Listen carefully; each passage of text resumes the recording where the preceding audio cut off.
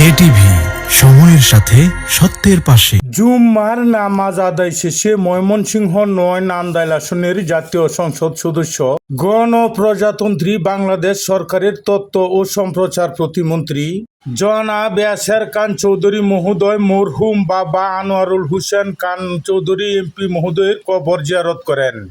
পাশাপাশি মরহুম চাচা কুররম খান চৌধুরী এমপি মহোদয়ের কবরও জিয়ারত করেন। এ সময় সাথে ছিলেন নান্দাইল উপজেলা বিএনপির সদস্য সচিব জনাব এনামুল কাদির, সিনিয়র যুগ্ম আহ্বায়ক মিজানুর রহমান লিটন, যুগ্ম আহ্বায়ক বাবু পল্লব রায়। মুনাজাত শেষে দলীয় নেতা কর্মীদের সাথে নিয়ে পশ্চিম নান্দাইলের উদ্দেশ্যে রওনা হন।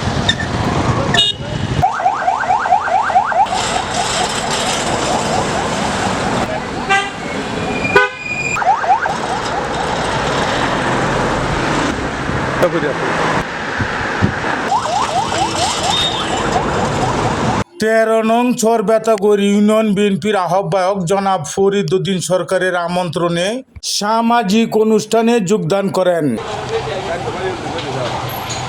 প্রিয় নেতাকে ফুলের তুরা দিয়ে বরণ করে নেয় ১৩ নং চরবেতাগড় ইউনিয়ন বিএনপির নেতাকর্মীগণ। এ সময় উপস্থিত ছিলেন ১৩ নং চরবেতাগড় ইউনিয়ন বিএনপির সদস্য সচিব জনাব মুস্তাকিব হোসেন হান্নান।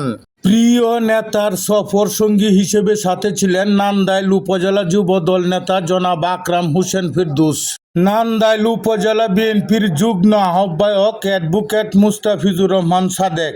প্রিয় নেতার সাথে ফরিদ উদ্দিন সরকারের সামাজিক অনুষ্ঠানে যোগদান করেন ময়মনসিংহ উত্তর জেলা বিএনপির সদস্য আলহাজ মাওলানা কাজী আব্দুস সাত্তার, বীর বেতাগড় ইউনিয়ন বিএনপি এবং খারুয়া ইউনিয়ন বিএনপির অনেক নেতাকর্মীগণ।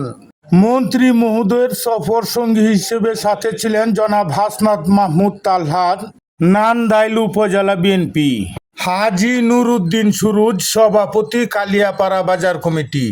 সামাজিক অনুষ্ঠান শেষে প্রিয় নেতা চরবেতাগড় ইউনিয়ন কেন্দ্রীয় পাঠাগার পরিদর্শন করেন। চরবেতাগড় কেন্দ্রীয় পাঠাগারের দায়িত্বপ্রাপ্ত কর্মকর্তাদের সাথে মত বিনিময় করেন। পাঠাগার পরিদর্শন শেষে প্রত্যন্ত চর এলাকার রাস্তাগুলো নিজ চোখে দেখেন।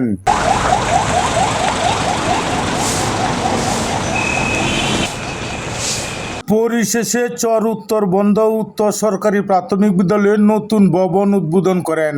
প্রিয় নেতার আগমনে এলাকার শত শত সাধারণ মানুষ জড়ো হয়।